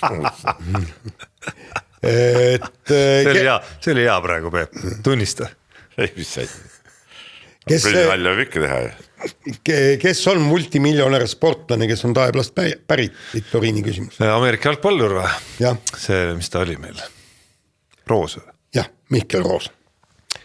Nii, laseme kõlli. Unibetis saad tasuta vaadata aastas enam kui 50 000 mängu otseülekannet. Seda isegi mobiilis ja tahvelarvutis. Unibet, mängijatelt mängijatele. Ei, ma siin tutvusin lähemalt ikkagi selle härrasmehega ka, et tegemist väga tegusa mehega muidugi.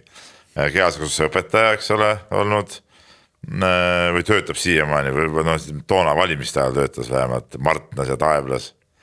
Lisaks ka spordivõistluste korraldaja. Kule, mis asja, just õppes 8-etapiline Taebla suvevolle, nagu ta siin kirjutab enda tutvustus. Peatselt algab Läänemaa Rahvaliiga 28 hooaeg.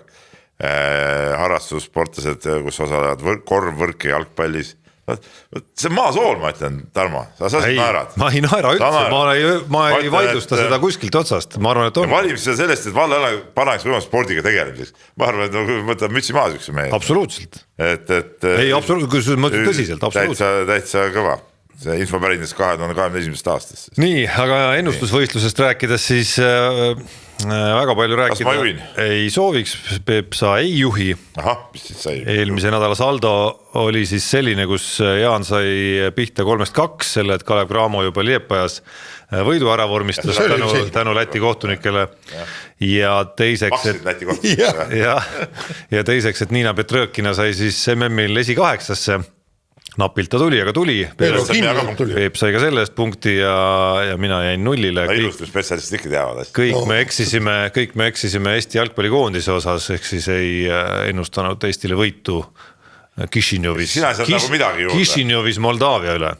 Ehk siis saldo on Jaan 16, oota midagi on siin valesti, Peep vist on 12 ja mul peaks 10 olema. Kuule, aga tegelikult minu jaoks on natukene naljakas ja kummaline, eks, et Tarmo kogu aeg rõhutab, et Kišinjov ja Moldaavia. No aga nii ta ongi, minu jaoks on kummaline mingi, mis on Tšisnau ja Moldova. Jah. Ja mis on kummalist, ma võtan eeskuju targematest, kogenumatest, küpsematest ja proovin Oota, ma mõtlesin juba enne seda voorus minu võest 2, kuidas me nüüd ikka 2. Ei, sa ütlesid 1, nii et täna nüüd on 2. Kuidas see Tarmo tabel on 2? No aga sa võid alati üle kuulata kõik ja siis kõik vead tuvastada. Sellele ta muidugi mängibki, et me ei hakka iial neid üle kuulama. Kindlasti ta susserdab ikka 2-3 punkti endale. Kuule, siis ma ei oleks viimane, olgem ausad. Kuule, see praegu, see on hämamine. Hajutan tähelepanu. Jah. Nii, uue nädala küsimus number 1, meil on pallimängu keskne nädal. Küsimus number 1 on, kas BC Kalev Cramo ja Riia Selli seeria on meie järgmiseks saateks lõppenud. Selleks ajaks on 2 mängu mängitud. Kolmas peaks toimuma siis, äkki oli järgmise teise õhtul. No siis ei ole, ütleme nii, et läheb 3. mängu. Ütlen, et on. Ma ütlen, et ei ole, läheb 3. mängu. Kuigi ma ütlen, see võib ju mõlemat pidi minna, ükskõik kuhu, eks ole. Et see teeb selle küsimuse kahtlemata segasemaks. Ma arvan, Cramo võidab see seeria 2-1. Küsimus number 2, meil algab koduse võrkpalliliiga finaalseeria ja järgmise saateni jääva nädala jooksul on siis esimene finaalmäng ära toimunud, Tartu Bigbank ja Võru Parrus ja küsimus on lihtne, kes võidab esimese mängu? Oota, kus see mäng toimub? Ikka Tartus. Siis Tartu võidab. No jään ka Tartu juurde. Ma panen siis, et oleks põnev, panen Võru. Et siis nagu Võru võib üllatada ka ja see lähevad sellise väikelinna satsi tuhviga lähevad peale. Suhteliselt, kuidas öelda, mis segane ei ole see pilt olnud, aga tasavägine on see pilt olnud, kui see poolfinaalseiretki vaatad. Et ei saa seda ju kuidagimoodi välistada ja 3. küsimus puudutab. Ma mäletan seda, et Tartu jääd väga seisus, et treener Rikberg oli oma meeste peal väga pahane nagu. Nii. Aga 3. küsimus puudutab kodust jalgpalli ja seal on eelseisva vooru keskne kohtumine Nõmme Kalju ja FC Flora vahel ja meie küsimus annab siin praegu siis nagu 3 vastuse varianti, ehk siis kas Flora võit, viik või Nõmme Kalju võit ja ma ei ole mõelnud enne saadet selle lausult öeldes. Paneme Flora võidu. Mina ütlen, et riigivad viiki. No ma paneks ka Flora võidu, siiski. Kuigi viik oli ka, aga ma ei taha. Kalju tabel seespool ei ole või? Kalju peaks olema tabelis isegi ju eespool, jah. Ei. Enam ei ole või? Enam ei ole. Algus oli. Ei, nüüd on jah, see Floral 7 ja Kaljul 4. Nii, kogu lugu. Nii, lähme kirjade juurde siis. Noh. Just. Kirju on päris palju ja siin nüüd kõigepealt alustan väikse meediakriitikaga, et kirjutaks nii, et miks ei leia üheski meedia väljaandes mängujärgsid intervjuus Aivar Kuusmaa või Indrek Reinbukiga peale enda viimaseid veerandfinaalmänge. Peale sellised mängud õppe oleks väga huvitav lugeda, mida treenerid kohtumisest arvavad. Ma ei tea, mehed, mis teil on selle kohta ütelda? No seal olid probleemid, üritati, nagu ma tean, aga mul on öelda nii palju, et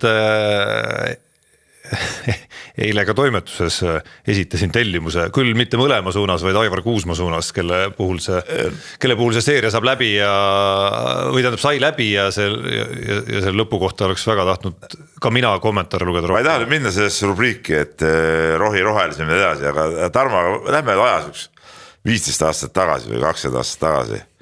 Ma ei taha ka sinna rubriiki minna. Aga sa saad aru, ära hakka minema Tarmo, sinna. aga sa saad aru, et see oleks olnud ei, võimatu. ma ei lähe sinna rubriiki. Jaan, okei, tahtsid arvama. Jaan, sa saad aru, et see oleks olnud võimatu, et neid intervjuusid ei oleks tulnud kohe.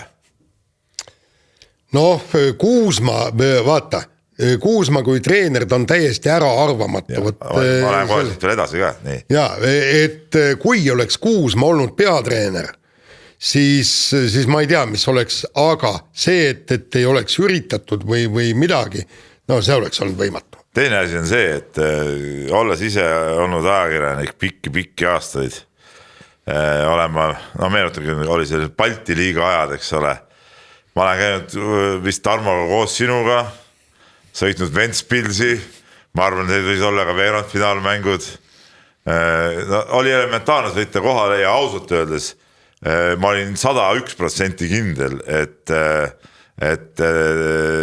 meie ajakirjanik on Riias sel õhtul kohal ja mul ei mahu nagu tegelikult pähe, et seda ei olnud seal, et see tegelikult, ma leian, et siin on nagu meediakriitika küll igati asja kohal, et mis kurat toimub, kurat Riiga mindud, see siuke seeria, eks ole, üks asi oli huvitav, see oli selge, et see tuleb huvitav mäng, no kuidas ei mindud kohale?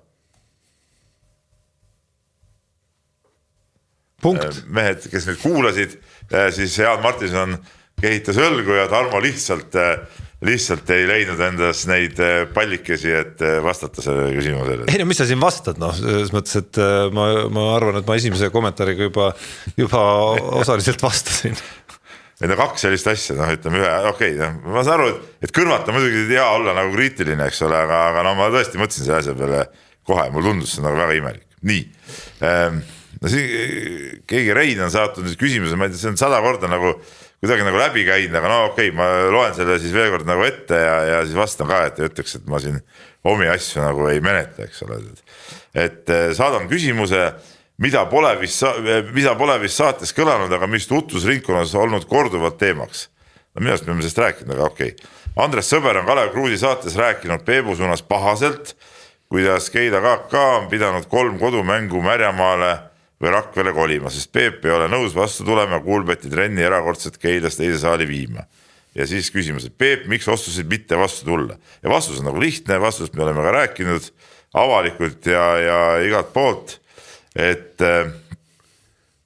kuna need Keila KK pani need mängud kalendrisse nii, et ta polnudki neid kellega kooskõlastanud ja meil oli asjad kõik paigas, siis ei saanudki neid aegu kellelegi anda, seal olid muud asjad olid, seal oli, meil oli teise liiga mäng ja seal olid mingid muud mängud ja seal ei olnud mitte meie trennid, seal kõigi teised trennid, et ehk siis need olid pandud kooskõlastamata. Küll aga näiteks, nüüd kui mängitakse Eestikate veerandfinaali, nüüd enne seda mängu paika panemist, nad kooskõlastasid läbi Tervisekeskuse ka meiega, seal on pühapäevane päev, neil on vaja seal meie trenni aega nagu näpistada. Me olime nõus, kui me saame enda trenni tõsta natuke ettepoole, nii saime, tõstsime, saavad mängida seda, aga lihtsalt asju tuleb ajada nagu korrektselt, see ongi nagu õige vastus. Nii, nüüd lähme edasi. Vaatame, Marko kirjutab veel ka korvpalli küsimus, et nii mõneski podcastis jäänud kõlanud, meie Kossu EM-i alagrupp pole just väga seksikas, et kas tegu on mingi kogunemise, kus tulevad kokku korvpalluritest modellid. Et olgu need koondised millised tahes ja mu meelest on see absoluutselt 3. järgus, kui atraktiivselt vastastega on tegu. Et kui oluline võiks olla edasi saada, mitte see, kes meie alagruppi loositi. Et kas oluline võiks olla see, et saada edasi, mitte see, kes meile sinna vastu loositi. No ma ei tea, 100% nõus, ne? No ma pole esiteks muidugi nõus, et ta ei ole seksikas, selles mõttes, lõpuks muidugi sõltub sellest ka, kes kohale tuleb, aga esiteks Ergin Ataman on väga seksikas. Seksin seal kõvasti. Jah, absoluutselt, eks.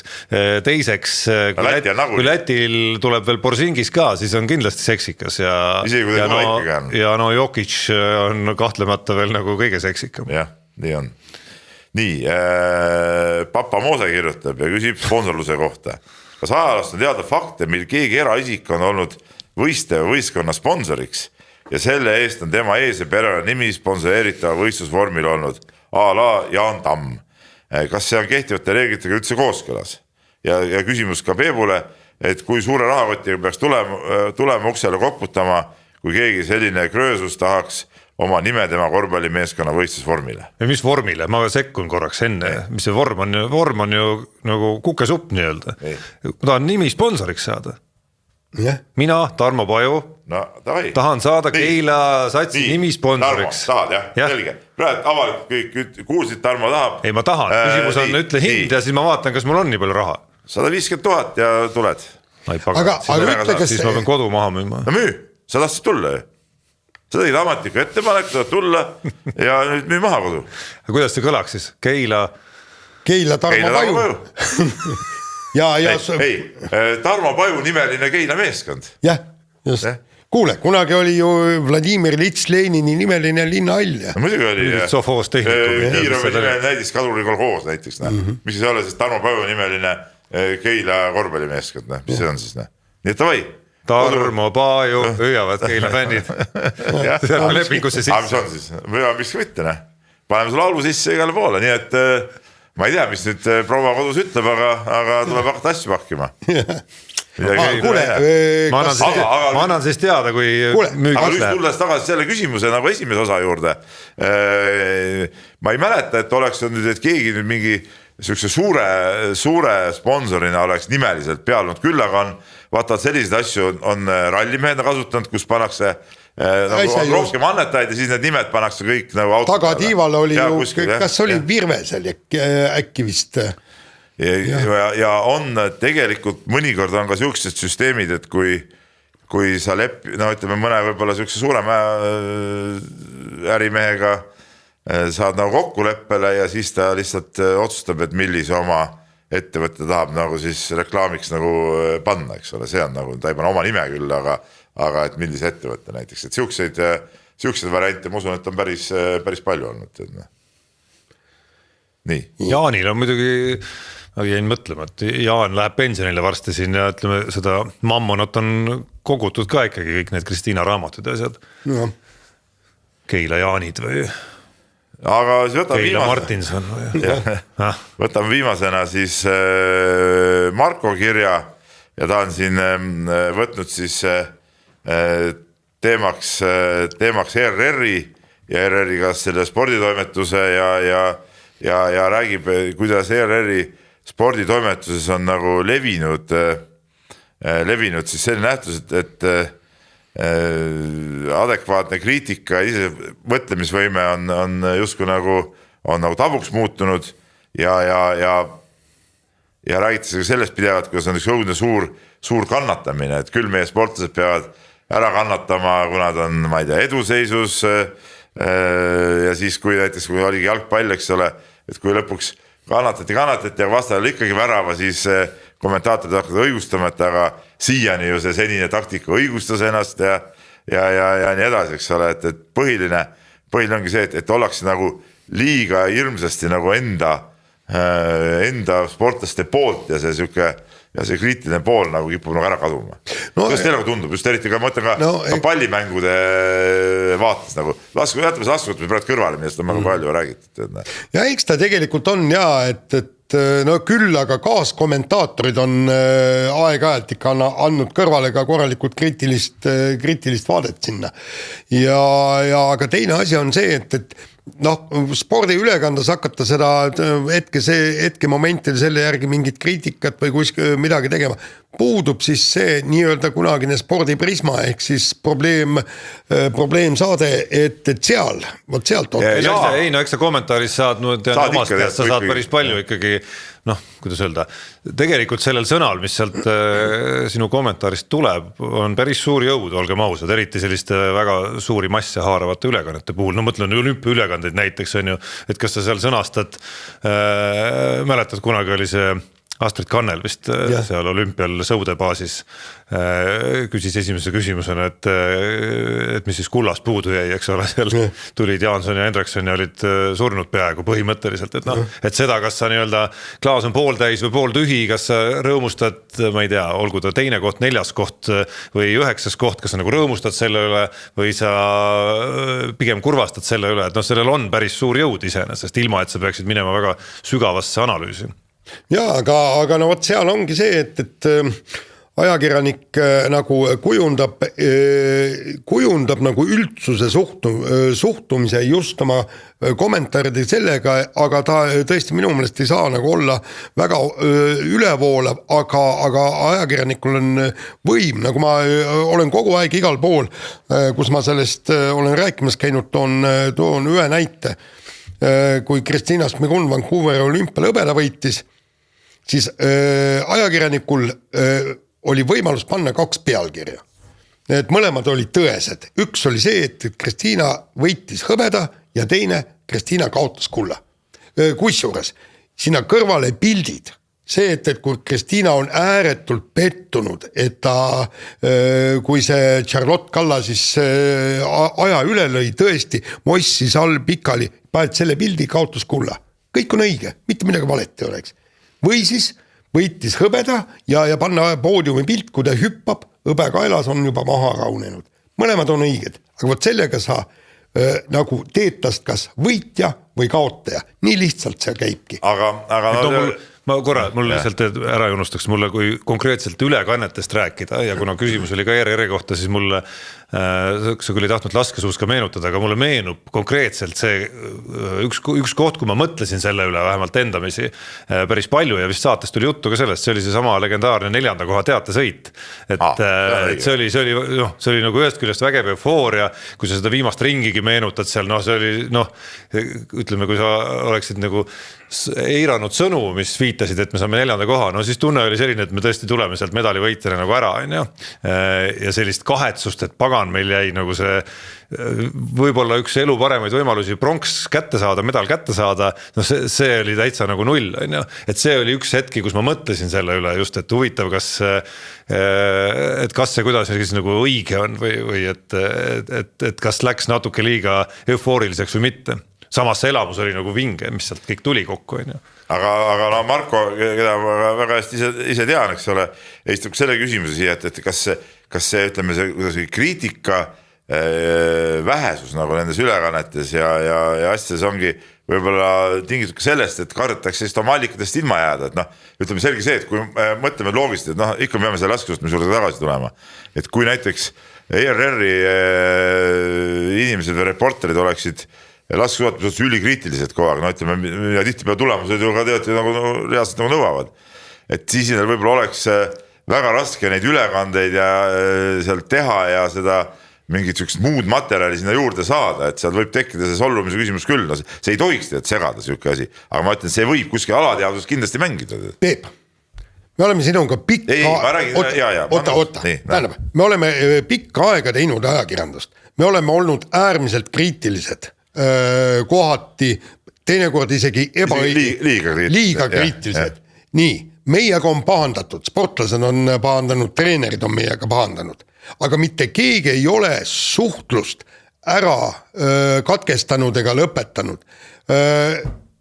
Sõimame teineteisel näo täis, läheme eluga edasi. On olnud lühikseid perioode, kus mõnega ei saa natuke aega suhelda, aga pärast jälle saad. Ei, absoluutselt. Aga põhjus on selles, et me oleme mõlemad olnud ajakirjanikud, kellega kelle telefonikõnesid peab vastu võtma nii öelda. Ja ma arvan, et tiislerid mõlemad on ka sellel tasemel. Ja kindlasti. Et nad võivad öelda mida. Kogu ETV toimetus. Ja kogu ETV toimetus, jah. On see, et nad ei peaks kartma ja kriitikat saad sa teha siis, kui sa suudad selle kriitikaga ära põhjendada. Just, ma oleks tahtnud ka sinna jõuda, et kriitikal on päris suur vahe ikkagi, et kas sa nagu lihtsalt lamendid, et näed,